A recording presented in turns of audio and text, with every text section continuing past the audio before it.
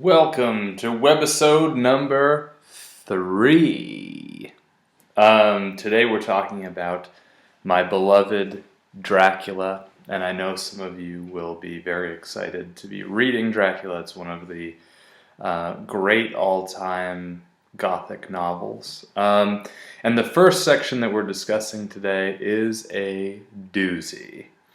We're going to discuss the ride to Dracula's castle, as well as Jonathan Harker's time spent in the castle.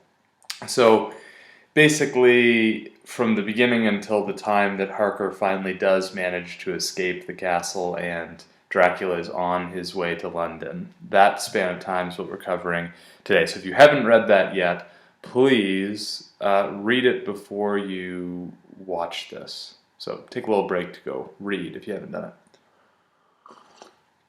First thing I want to make mention of, to keep the good times going, last time when we were talking about Frankenstein, we discussed 19th century aesthetic theories. We talked about how nature played such an important role in the Gothic. Here again, we see that same theme coming back to us. The ride from the villages to Dracula's castle is full of natural landscape that is meant to be sublime. That is, it is meant to cause the mind of Harker as well as the reader to grapple with its own limitations. The Carpathian mountain ranges, we have all of these crags, all of these precipices, the darkness that is impenetrable to the eye. All of this wilderness plays an important role in setting the mood, in getting your mind in a certain state to read the Gothic novel. So again, nature is of the utmost importance. Today, what I really want to discuss more than anything, Dracula, as you know him probably, Bela Lugosi's with the fangs and the cape and the slicked back hair. You probably are very familiar with what Dracula looks like. But in reading this novel, what I want us to wrestle with a little bit is the many meanings that can be attributed to Dracula. Dracula, like any great Gothic monster, has multiple different interpretations. What does he stand for? What exactly are we afraid of when we read Stoker's novel? So, I want to offer 3 possibilities. Number 1, foreign invasion. The invasion of foreigners into the city. That's the first one. Second, industry or industrial progress. The modern world and all of its technologies and advances. That's something else that Dracula represents. And finally, the modern science that was just starting to come into being in the 1890s when this novel was produced. Psychology. Psychiatric care is just coming into vogue at this time. So, Dracula is foreign invasion, he is industrial progress, he is psychology. And there are many more, and hopefully you will kind of dig your teeth into this, your fangs. That's pretty good. You dig your fangs into this and try to come up with other things. There are many different things that Dracula stands for in this novel, and hopefully our discussion posts will get into that a little bit further. So those are the 3 big ones, but of course we know the minor ones. He at one point is crawling on the wall of his castle like a lizard. At other times the vampire can become moonlight, it becomes mist, it becomes a bat. We know the female vampires can become wolves. This is a monster that is very interchangeable, has many permutations. It can change into really anything that you're afraid of, and that is what the best Gothic monsters can do. They can be anything and everything that you are afraid of. And Dracula will not disappoint us on that front. Okay, first and foremost, we begin the novel with Harker as a kind of anthropologist. He's going out into Eastern Europe in search of his client, Count Dracula. And his attitude as a British traveler is probably one of the most important things to note in the entire reading of the novel. When he begins, he is a careful student. He is the rational Western man who goes out into the primitive country to study its people. So, as an anthropologist, or as, again, hearkening back to all of our previous experiences with the Gothic, he believes that his reason, or his rational way of being as a Western civilized man, gives him a lot of power as he goes into Dracula's lair. He doesn't believe in any way that he's at a disadvantage. And we'll see, obviously, he's at a serious disadvantage. But he doesn't believe that he's at a disadvantage. He believes his reason and his rationality and his superior intellect will protect him in his travels through Transylvania. Now, how are the locals described by Harker? Not in incredibly flattering ways. First, he believes them to be extremely superstitious. This is because Stoker probably also, he was borrowing a lot of ideas, a lot of superstitions from folklore. But on the other hand, unlike his reason or rationality, these people live by a whole different set of rules. They are excessively religious in nature. They are in touch with the supernatural, with things that can't be easily explained. So, some terms that are used to describe these people. Barbarians. They are also described as being harmless. They are thoroughly old-fashioned. Dracula later on in the novel, as we'll see, is described as being in a childlike state of evolution. So whereas Harker and some of the other characters we'll be introduced to later on, they are extremely evolved mentally, they are highly civilized, Dracula's stuck in a perpetual state, a childlike state, where he has not fully developed in the way that the male characters are developed. So, what does this tell us about the foreigner, the foreign invasion that we're so afraid of? As he goes further and further away from London, Harker is going to become more and more convinced of a couple of divides. The first one is West and East. In the West, you have civilization, reason, rationality. In the East, this is on page 11 actually, the further east you go, the more unpunctual are trains. It's just a little bit. But what it means, or what he's trying to say here, is that the further east you go, the more disorderly, chaotic, primitive things are. So there's a division between West and East. Another division that's being kind of highlighted here is the division between the pre-modern and the modern, and these things all go together. The pre-modern is the East, the modern is the West. So this division is retained, and on page 41, the old centuries had and have powers of their own which modernity cannot kill. So, Dracula stands in for the foreigner, he stands in for the East and the pre-modern. He is everything that is so powerful, modernity cannot kill him. And this brings us back to Hoggle's introduction. He is a kind of repository. He has the aura of the ancient, of the primitive state of man that simply will not go away. No matter how civilized we think we become, he is always there as pre-modern. So, as a part of this,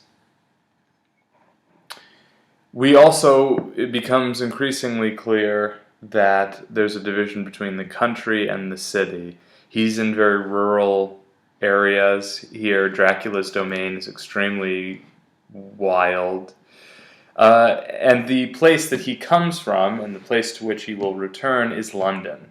London in the 1890s is the apex of civilization. It is the metropolis, the urban setting at the center of everything in the world. It is from this kind of beating metropolitan heart that Harker goes out in the first place in search of civilizing the foreigners. So, Dracula represents something that is perpetually outside of the city.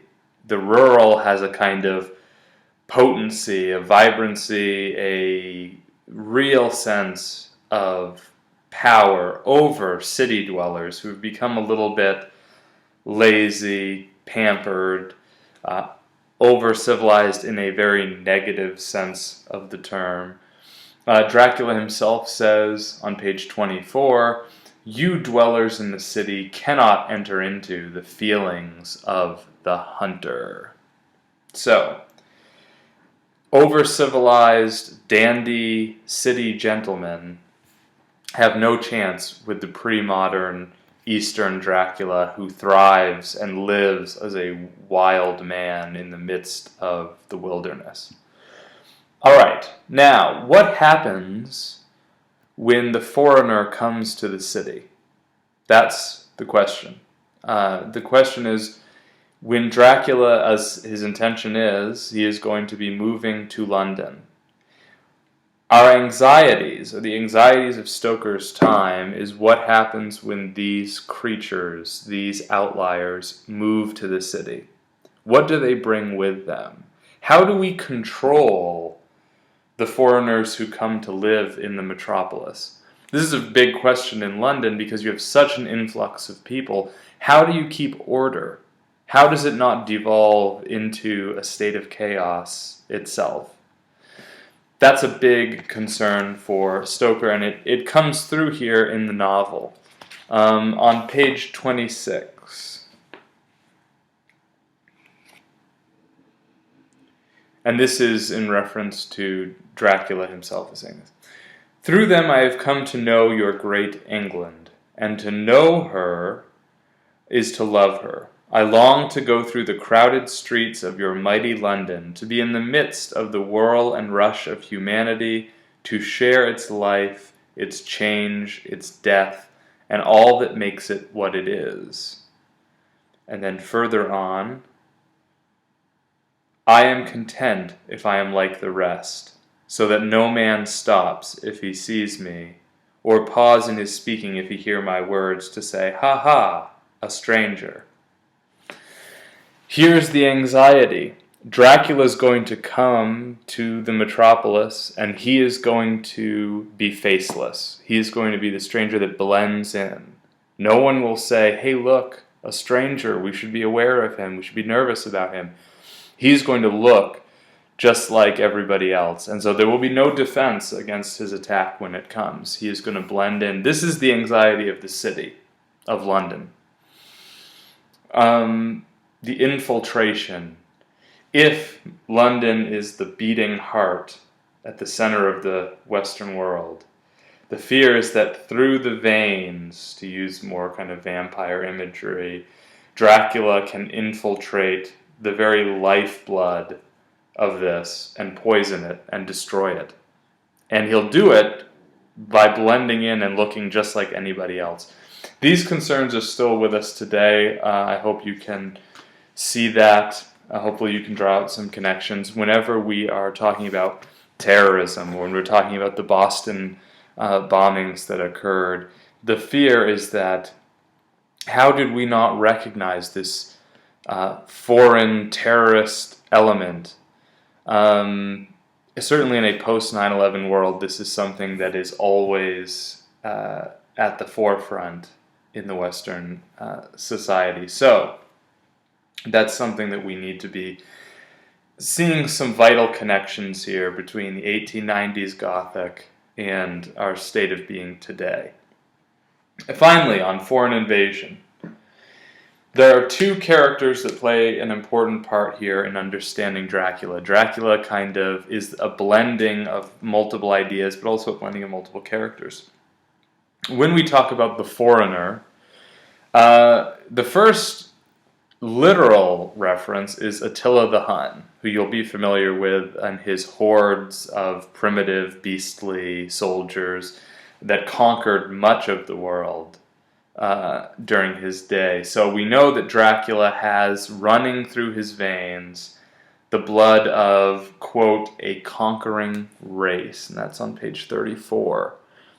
He has the blood of a conquering race. That defines him as a foreigner. He's a descendant of Attila the Hun, and later of Vlad the Impaler, who, if you know anything about Dracula, this is a reference to a historical figure that was quite ruthless.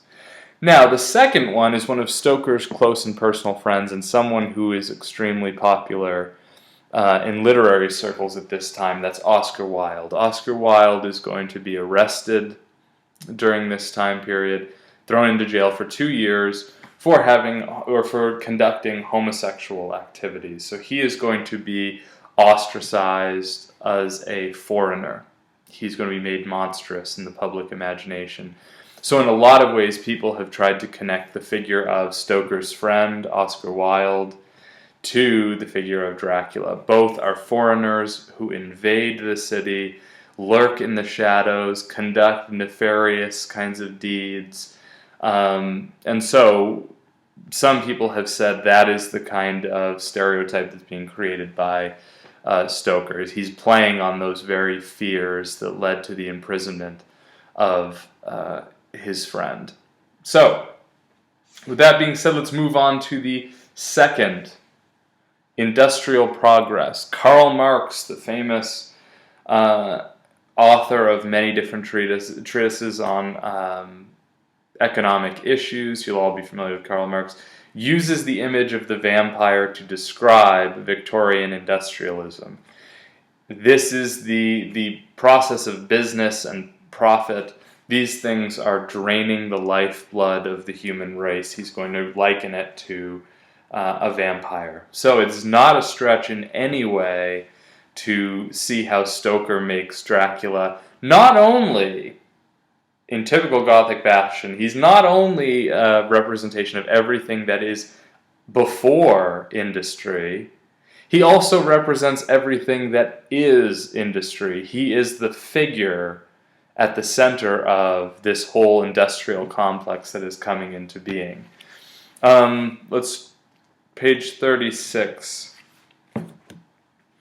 Here, Dracula is discussing business with Harker and showing that he's not just a kind of backwoods foreigner. In fact, he's quite well versed and knowledgeable about how this economic system works. Now, suppose I, who have much of affairs, wish to ship goods, say, to Newcastle, or Durham, or Harwich, or Dover. Might it not be that it could with more ease be done by consigning to one in these ports? I answered that certainly it would be most easy, but that we solicitors had a system of agency one for the other, so that local work could be done locally on instruction from any solicitor, so that the client, simply placing himself in the hands of one man, could have his wishes carried out by him without further trouble. But, said he, I could be at liberty to direct myself. Is it not so? Of course, I replied, and such is often done by men of business, who do not like the whole of their affairs to be known by any one person.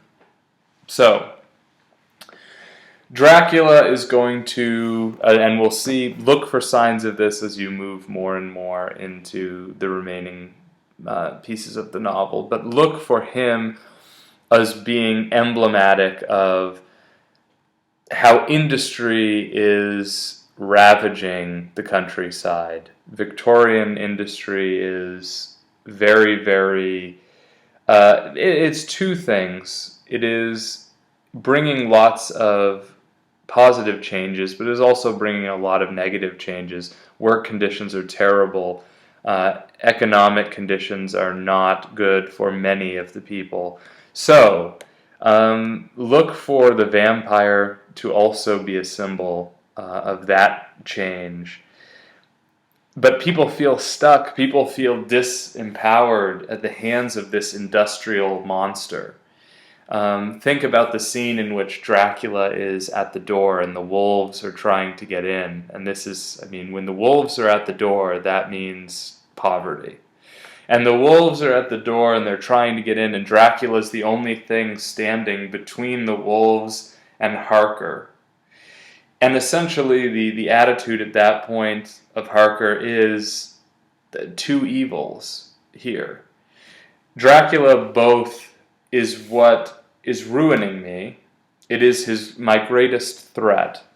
This industrialism is the greatest thing that is threatening to do me harm. But at the same time, without it, I can't even fathom a world without it. It is so embroiled, so enmeshed in my way of being that a world without industry would be, the wolves would be literally and figuratively coming through the front door. So Dracula, as this multifaceted thing, is both the protector and the threat that is Victorian industrialism. All right.